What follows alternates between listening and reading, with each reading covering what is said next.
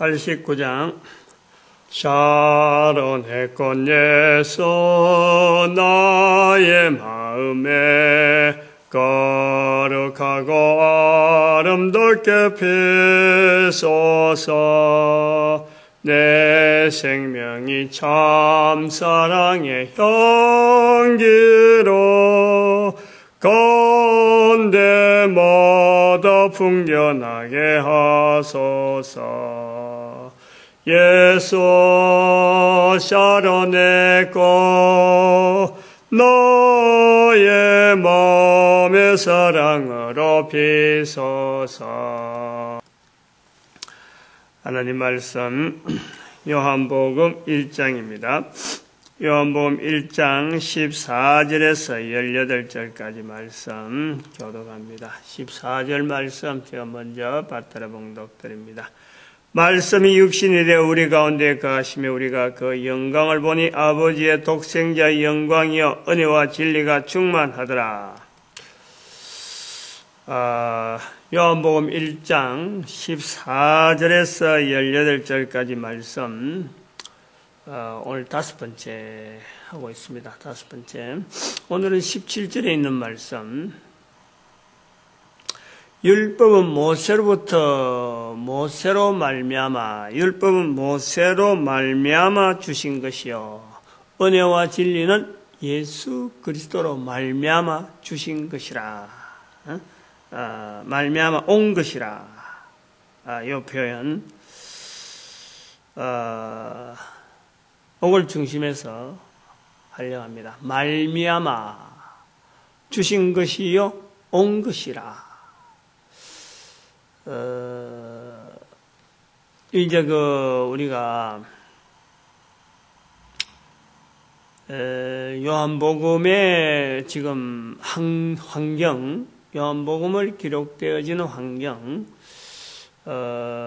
유대인이 지금 70년, AD 70년을 말미암아 유대인들이 사회에서의 활동이 먼저 적대국이 되니까 그런 거예요. 적대국. 그동안은 속국이었으니까, 있는 사람들이 가서,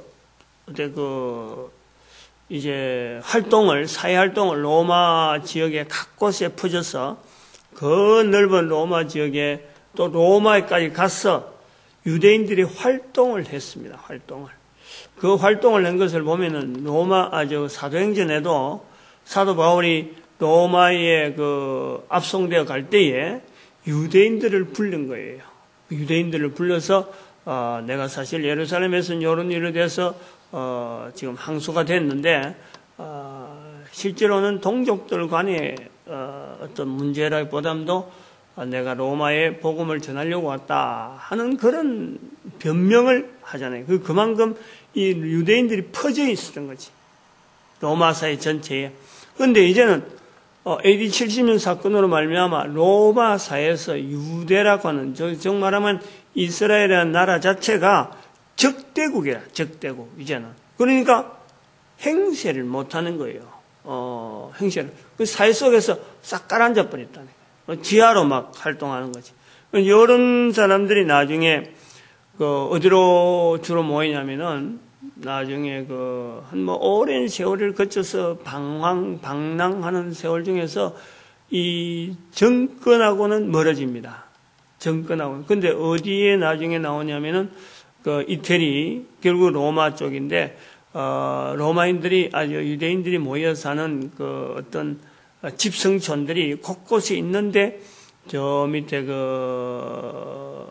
베네치아 쪽인가? 베네치아인가?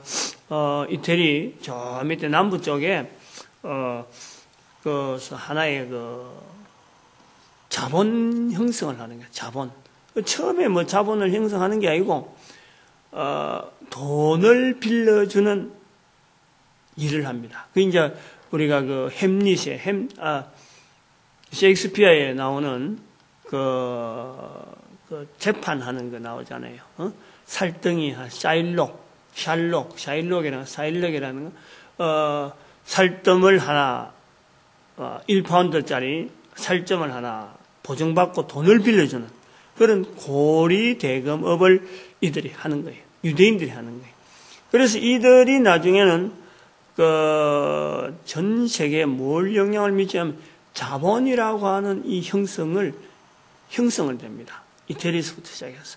지금의 유럽 경제와 미국 경제, 아시아 경제 이렇게 구분하는 이 중요한 내용이 바로 이들을 통해서 형성되어진 자본이 유럽 자본이에요. 유럽. 프랑스를 근거로 하고 있죠. 이렇게 해서 지금 우리가 종교개혁의 하나의 실마리를 보는 겁니다. 실마리를. 나중에 이제 그렇게 돼요. 영향을 계속 받는 거죠. 유대인들의. 잠적해 있는데. 그러다가 1900 우리나라 될 때 45년, 우리나라 해방될 때 45년 오래 그 많은 자본을 동원해서 이스라엘이라는 땅을 삽니다. 사들이는 거예요. 그래갖고 합법적인 자기 땅이다. 이래가지고 지금 이스라엘이라는 이 나라가 주변에 하고 막 전쟁을 일으켜가는 이 전체 경제에 가장 중요하다고 보는 이 자본 흐름에 유대인들이 수천 년에 걸친, 오랜 세월에 걸친 그들의 흔적이 있는 거예요. 흔적. 지금부터는 수천 년까지는 볼까 한 1000년 정도, 지금부터는 한 1000년 정도 은행의 형성, 이들이 바로 되어지는 거예요. 유대인들이. AD 70년의 멸망이라 하는 그것이 결국 오늘날 우리에게 영향이 이제 그렇게 들어온다. 그건 참고로 말씀하는 거고, 사회학의 여러 가지 부분을 연구를 해보면은, 접근을 해보면은, 요런까지 연결되어 있는 걸 볼 수가 있어요. 근데 오늘 본문에서는 이 율법이 모세로 말미암아 주신 것이요. 율법은 모세로 말미암아 주신 것이요. 은혜와 진리는 예수 그리스도로 말미암아 온 것이라. 이제 예수 그리스도의 이름이 딱 나오는 거죠. 예수 그리스도 이름이 요한복음에서 예수 그리스도 이름이 이제 등장하는 거죠. 응? 지금까지 딱 감춰져 있다가 예수 그리스도 이름이 등장하는데, 이 예수 그리스도 이름을 등장하는데 상대방 다른 어떤 대응되는 이름을 내는 거예요. 그게 모세예요, 모세. 이런 부분을 우리가 많이 좀 연구를 해봐야 돼요.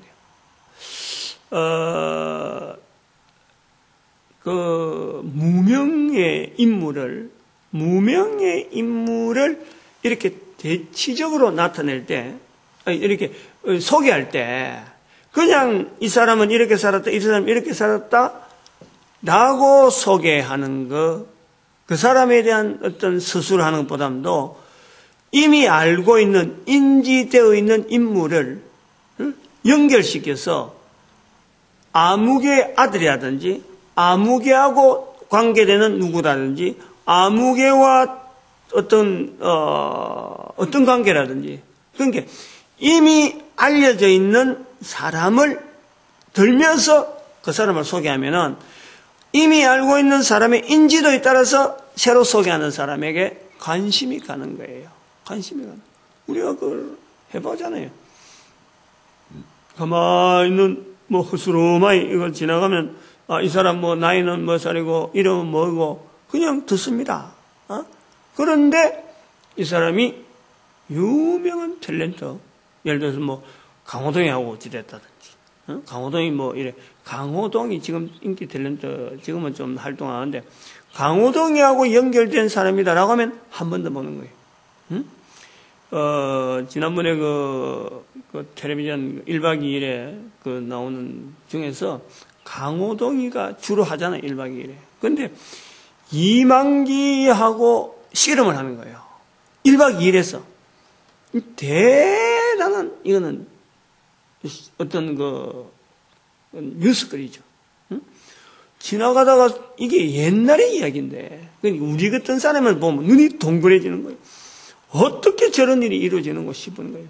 오늘 지나가는 길에 씨름 반한반한데, 야, 근데 그런 사람,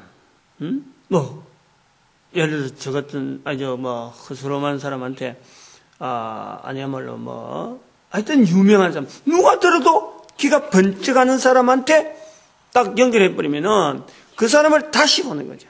한 번 더 이렇게 딱 되잖아요. 응? 뭐 예를 들어서 우리 구미에 박근혜 씨 지금 대통령 후보 나오려고 지금 금년에 내년에 이제 아주 길을 이제 딱 전체를 다 모으고 있는데, 박근혜 씨하고 내하고 어떻게 된다 이래 버리면요, 이거는 뭐 뉴스거리야. 완전히 뭐 신문에 납니다. 그래. 모르던 사람인데 아무것도 관계없는 사람 같은데 박근혜 씨하고 내하고 이래야 했으면 이게 확 집중이 착 되는. 지금 여기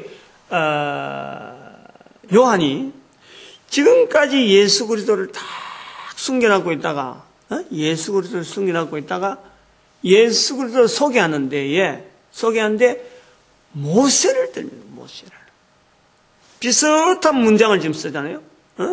율법은 모세로 말미암아 주신 것이요. 은혜와 진리는 아까 했거든. 은혜와 진리에 대해서는 아까 14절에 했단 말이야. 그 은혜와 진리라고 한 내용이 어저께 우리 했지만 아마 어마어마한 뜻이 있다고 이야기했는데, 그 은혜와 진리는 예수 그리스도로 말미암아 온 것이라. 야, 이렇게 되면은 이 요한복음의 지금까지의 한 문장 한 문장의 그 어떤 그 비교, 그 참 세심한 어떤 배려, 문장을 쓰면서 단어를 쓰면서 예수 그리스도를 어떻게 나타낼 건가 하고 그동안에 예수 그리스도 이름을 감추고 뭔가 호기심이 잔뜩 도대체 누구에 대해서 이런 표현을 하는 것인가. 이제 우리는 성경에 마태복음 있고 마가복음 있고 누가복음 있고 복음서가 있는 중에 요한복음이니까 뒤에 오잖아. 이제 항상 이야기하지만은 AD 70년 사건 이후로는 예수 그리스도에 대한 복음서에서는 이 요한복음이 처음이라는 거죠. 환경이 전혀 다른 거예요. 읽는 사람 보는 사람이 지금 도대체 앞에서 이런 표현, 태초에 말씀이 계시니라, 그가 하나님이다, 또 그가 생명이 있는데 그 생명이 바로 사람들의 빛이다, 참 빛이다. 그러면서 은혜와 진리가 우리에게 충만한데 그로 말미암아 온 세상이 아버지의 독생자의 영광이요 은혜와 진리가 충만하더라. 이렇게 쭉 연결되어 오는데 바로 그 이름을 딱 들미는데 모세라고 하는 사람하고 들민다네. 모세. 유대인에 의해서 영향을 받은 이 당시 사회에서 유대인들은 모른다 하더라도 어떻게 되는지 모른다. 모세에 대해서는요 어마어마한 이야기와 여러 가지 그 정보들이 사회가 깔려 있잖아. 사회가 쫙 깔려 있어요. 사회 속에. 유대인들이라고 하는 이 무리라는 것은 결국은 모세로 말미암아 형성되어지는 율법이라고 하는 이 참 어마어마한 틀을 가지고 있는, 깰래야 깰 수 없고 거기는 뭐 근접도 하기 힘드는 그 율법이란 똘똘 뭉쳐진 그 유대인들, 그 사고뭉치들, 그로 말미암아 모세 율법으로 말미암아 결국 AD 70년에 로마에까지 한가든 모세 지상주의, 율법 지상주의, 유대인 지상주의, 이런 개념이 유대인들에게 유대인들을 바라보는 시각으로 유대인들이 살아가는 그 사회 곳곳에 어디든지 퍼져 있는 이 유대인들을 통해서 사람은 적은데도 불구하고 영향력이 보통이 아닌 이들이 늘 지향하고 말하던 모세가 이렇게 했다. 모세의 지시에는, 모세의 가르침에는, 모세의 이렇게, 우리가 성경의 마태복음에도 바리새인들과 사두개인들에게 예수님께서, 말씀하잖아요. 23장에, 마태복음 23장에, 저들이 모세의 자리에 앉았다. 모세의 자리. 늘 모세를 이야기하는, 늘 모세를. 그 모세와 더불어서 모세의 이름을 빙자해서 예수 이름을 딱 이야기하는 이 표현이란 말이야. 이 표현. 이 17장에 모세로 말미암아 준 것이요 하는 이 표현이나 율법은 모세로 말미암아 준 것이요 하는 이 표현에 이 비교되어지는 다른 대치어, 다른 언어, 바로 은혜와 진리를 14절에 이야기한 내용, 바로 독생자의 영광이요 은혜와 진리가 충만하더라. 말씀이 육신이 되어 있는데 그 육신의 이름이 바로 예수 그리스도다 하는 내용이에요. 그러니까 우리는 지금 제가 뭐 설명하려고 하니까 그런 환경이 안 되다 보니까 그 환경에 대한 설명을 하려고 하니까 말이 많지만은 모세하고 같이 대등하게 갖다 놔을 수 있는 이름이 있다 그러면 없는 거예요. 그게 유대인들이 그렇게 만들어놨단 말이에요. 유대인들이 모세라고 하는 우리의 선조들 중에서는 모세라는 분명한 그 선지자가 있어가지고 그와 같은 능력을 가지고 뭐 다윗도 있지만은 이 유대인들이 뭐 흩어져 있는 중에서는 자기들이 갖는 곳곳마다 그 환경을 옛날에 애굽에서의 그 생활을 하는 거예요. 생각을 하는 거예요. 그거다 대체하고 있는 거예요. 이스라엘이라고 하는 나라가 로마의 속국에 의해서 지금 있지만은 반드시 이 로마로부터 구원해 주시는 이 그리스도로 말미암아 모세가 애굽에서 그 이스라엘을 끄집어내서 우리는 해방할 것이다 하는 이런 것이요.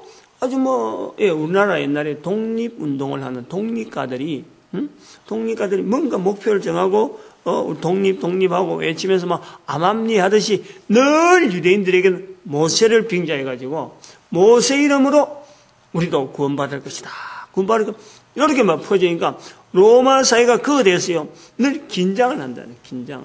그런데 실제로 예루살렘이 멸망을 당했는데도 불구하고 안 일어났잖아요. 구원받는 일이 없잖아요. 그러니까 어쩌면 로마 사회에 정치하는 사람들은 AD 70년 사건 이후로 한숨을 돌리는 거예요. 야, 이 모세가 유대인들 다시 일으켜서 구원한다 하는 이건 엉터리구나, 헛기구나, 요런 인상이 있단 말이에요. 요런 인상이. 그렇게 안심하고 있는데 모세로 말미암아 율법은 모세로 말미암아 주신 것이요 은혜와 진리는 예수 그리스도로 말미암아 온 것이라. 이렇게 해서 대치되어지면서 모세와 율법, 기존에 알고 있는 굉장한 중요한 어떤 인물, 그 인물을 이제는 사도 요한은 예수 그리스도 온 것에 대해서 그 이름을 딱 끄어다가 같은 이름을, 지금까지 이름에 대해서는 세례 요한에 대한 것은 요한은 그 증거하러 왔다 그랬고 그거에 대해서 인물이 늘 이름이 감춰져 있다가 그 다음에 모세 이름 들미고 예수님 이름을 들미는 이런 것에 대한 이 어떤 글을 쓰는 자의 어떤 그 뭐라 그럴까요? 그 배려라 그러지. 배려. 하나님 의도라 그러지. 이런 걸 의도라 그러죠. 근데 여기서 우리가 한번 생각해야 될 것이 오늘 여기 본문에서 말미암아 하는 이 표현에서 유대인으로서 이 참 어떻게 보면 골수가 되어 있는 모세란 이름에 의해서 유대인들이라고 하는 사람들이 분리될 정도로 굉장히 오랜 세월 동안에 어디를 가든지 간에 유대인이라고 하는 이 유대인들은 지금도 그래요. 지금도. 우리가 불과 얼마 안 된 그 2차 대전, 세계 2차 대전 그게도 이 유대인들이 말이죠. 가는 곳곳마다 사회하고 이게 조화가 안 된단 말이야. 이게 어떻게 싹 흩어지질 않아요. 늘 있는 거예요. 또 그저 어디 어찌 보면 그 밥에 도토리처럼 밥하고 도토리하고 섞이질 않잖아. 그렇다고 해서 없애버리기도 그렇고, 그 뿌리기 그때 탁 자리 잡고 있으니 그래갖고 독일에서 어떻게 그것 뿌리 한번 없애보려고 그렇게 애를 쓴 거예요. 독일이 2차 대전 일으키면서 왜 유대인들을 그렇게 저주하고 혐오했느냐? 일반적인 단순한 유대인이 아니라 그 유대인들이 뿌리 잡고 있는 이 재정관계, 이거 없애려는 거예요. 이거. 이것에서 독립에 연락한 거예요. 독립에. 유대인들 독일이 그거 내다본 거예요. 근데 결국 못 없애잖아. 사람을 그러면 600만이나 인구를 죽인데도 불구하고 그 뿌리를 없애지를 못한다. 그 힘이 얼마나 강한지. 근데 여러한 어떤 조직이 되어 있는 유대인들이 있는데 요한이 유대인이래. 사도 요한이. 그 유대인인데 이렇게 강력한 모세에 대한 이 중심에서 예수 그리스도 이름을 어떻게 보면은 더 높이기 위한, 더 나타내기 위한 은혜와 진리, 독생하신 하나님의 영광이요 은혜와 진리가 충만한 그분에 대해서 바로 세례 요한이 이를 위해서 전가로 왔다 선포하고 16절인가? 요한 15절에 선포하고 그 다음에 17절에 와서 14절에 은혜가 진리가 충만하더라. 15절에 세례 요한의 증거를 들미고 그 다음에 17절에 자기가 예수 그리스도 이름을 밝히는데 이 모세 이름보다 더 높은 이름의 자리에 예수 그리스도 이름을 두는 이 사도 요한의 배려, 이것이요 사람의 머리로는 아니 됩니다. 이게. 사람의 머리로는 그거는 이제 돌았다 하는 거예요. 돌았다. 돈 거예요. 돌았다. 정상이 아닌 거예요. 근데 우리는 이것을 지극히 정상으로 받아들이고 있다는 거예요. 그러면서 말이 안 나오는 거예요, 우리는. 글을 쓸 줄은 몰라. 다른 사람한테 이야기할 줄 몰라. 이 당시에 글을 쓴다는 것은요, 엄청난, 이거는 어떤 결정이에요. 글로서 남긴다는 것은 글 자체를 쓴다는 것 자체만 해도 굉장한 조심을 해야 될 시대인데, 말을 한번 하면은 잊어버리고, 들은 사람은 모르면 되고, 세월이 지나면은 그런 사람 말했는갑도 안 해, 모르잖아. 근데 글을 쓴다는 것은, 이건 자료로 남기는 거고, 이 글을 쓴다는 것은 어느 때까지 갈지를 알 수 못하는데 계속 읽혀지기 때문에 글을 쓴 사람에 대한 이 책임이라는 건 대단한. 지금 말 한마디 하는 것보다는요, 글을 쓴다는 것은 이거는 그만큼 더 어떤 자기 어떤 인격이나 자기 모든 것에 대한 책임이고 분명한 자기의 자세를 나타내는 거예요. 물론 이것은 말을 했기 때문에 글을 기록할 수 있는 동기는 되는데 평소에 그런 생각이 있어갖고 말을 많이 해서 마침내 글을 남긴데 어쨌든 글을 남긴다는 건 엄청난 아마 어떤 결심, 돈도 들어가는 게 돈도 재물이 많이 들어가야 돼. 그런데 거기에다가 모세 이름 위에 그 예수 이름을 올린다. 그걸 나타내기 위해서 예수 이름을 들민다. 만약에 유대인들이 AD 70년 전에 이 글을 썼으면요, 요한이 먼저 탔겠답니다, 요한은. 탔겠대요. 있을 수가 없는 거예요. 이런 표현은 유대인 사이에서는 이건 있을 수가 없는 거예요. 그런데 AD 70년 사건 이후로 요한이 이제 예수를 나타내려고 하다 보니까 이런 표현을 쓰다 보니까 글을 쓴 거라. 대단한 거예요. 성탄절이라고 하는데 이런 생각을 해봅니다. 아침에 새벽에 올라오면서 강단에 이제 올라오면서 이런 생각을 했어요. 지금 성탄절에 이제 이번 토요일 날 제가 이제 그걸 할 건데 사실은 십자가 계속 켜져 있어요. 불이 켜져 있고 전기세가 많이 드는데도 불구하고 막 저걸 끌까 말까 하고 있는데도 불구하고 그래도 켜놨는 거예요. 지금 우리 형편에 굉장히 돈이 많이 들어가는 게 지금 전기세인데 지금 우리 십자가 2개나 있단 말이에요. 하나를 한데 각각 위치에 기능이 있으니까 이거 끄지 못하고 지금 고민하고 있는데 이 성탄절에 2011년 지금의 성탄절에 이 성탄절을 맞이하면서 과연 예수 그리스도의 나심에 대한 구세주 나셨다 하고 말하는 사람이 있나? 지금 그런 말하면은 사람들이 미쳤다. 지금이 어느 시대인데 이라는. 예수님이 그리스도 되심에 대한 건 시대가 없는 거예요. 그래서 지금은 성탄절 그러면은 산타 할아버지 선물 받는 날로 인식이 돼요. 산타. 지금의 모든 하루에 성탄절에 일반 사람들이 대부분이 그렇다니. 교회 안에서는 뭐 예수 이야기 한다 하지만 교회 밖에서는 사람들이 성탄절에 교회 가자 이런 게 아니고 교회 가서 예수님 이야기를 한번 듣자 이런 게 아니고 내가 예수 믿는 표를 좀 내자 이런 것도 없어요. 이제는 산타에 대한 이야기로 완전히 상업 문화로 완전히 돌변했어요. 그래서 여기에서 길거리 나와가지고 예수 그리스도에 대한 것을 말한다. 이제 토요일 할 계획으로 잡고 있어요. 스피커 들고 이제 거리를 나갈 생각인데 그거 쉬운 일일까? 지금 우리 입장에서 보면 그렇다는 거예요. 우리가 생활 속에 바꿔보면 지금 율법은 모세로 말미암아 주신 것이요. 율법이라는 것과 모세라는 것과 이것 자체가 예수 그리스도 은혜와 진리 속에 완전히 들어가 버리는 거예요. 함몰돼 버리는 거예요.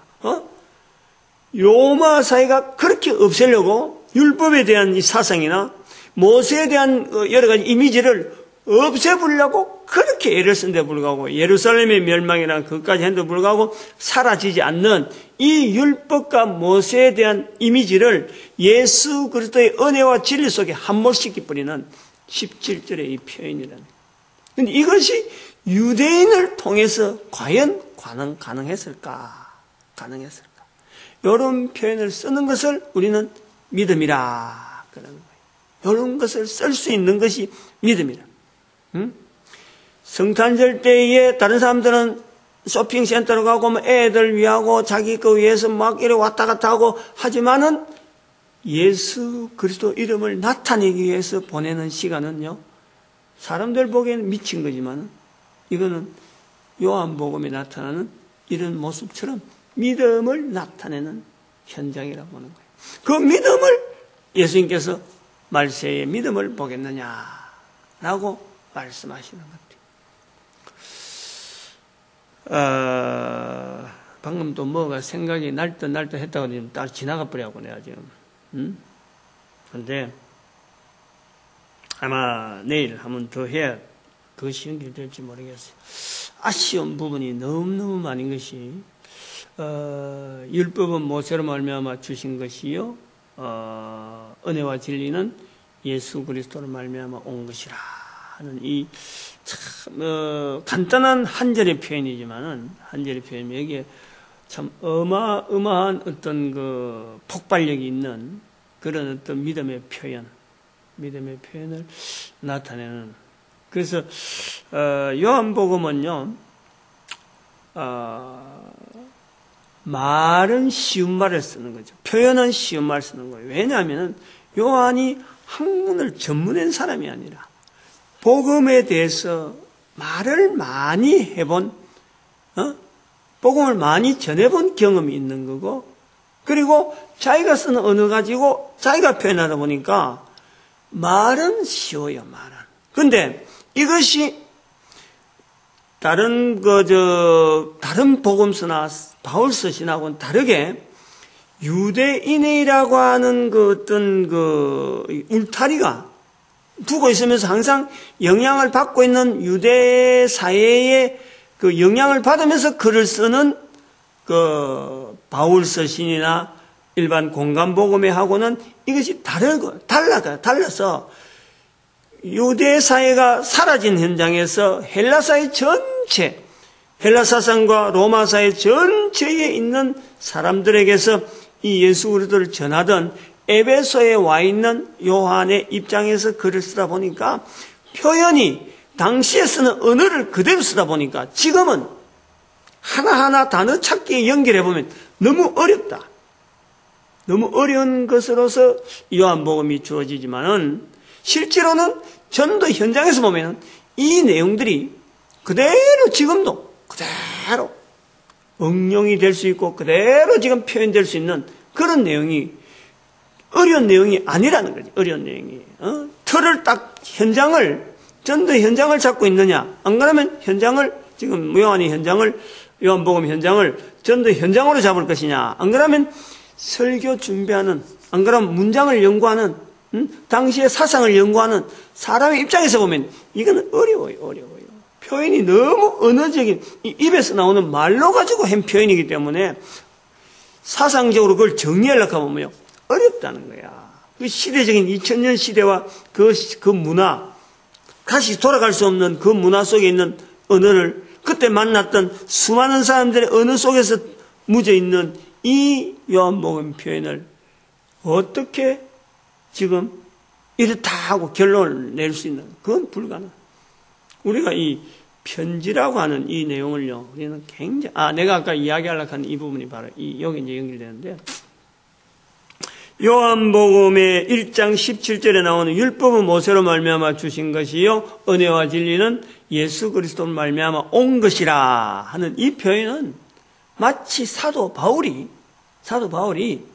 내가 이제 유대인으로서 이방인을 향해서 복음을 전하러 간다 하는 이 표현하고 똑같은, 유대인으로서는 생각지 못하는 미친 거예요.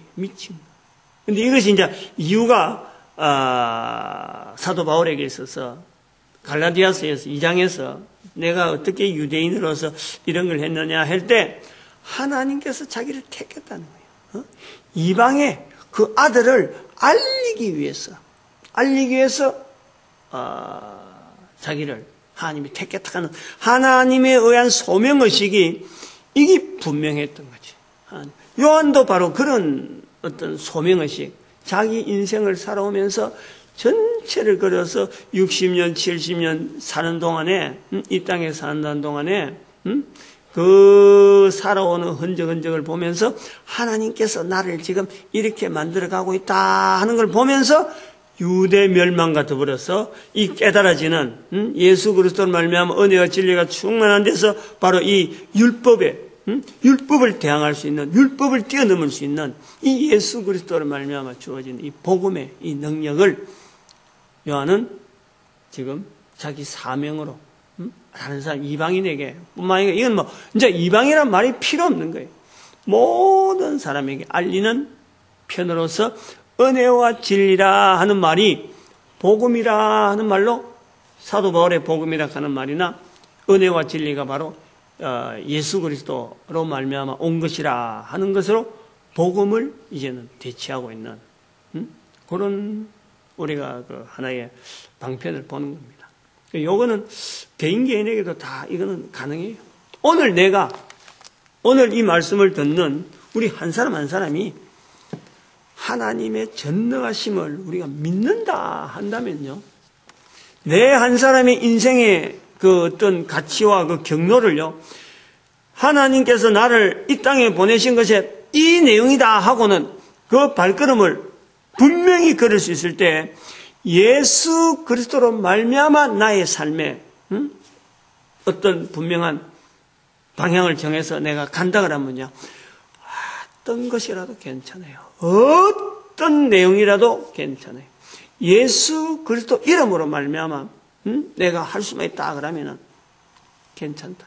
이제 그건 내일 아마 하게 될 것 같은 그런 어떤 주제가 될 거예요. 오늘은 여기까지 합니다.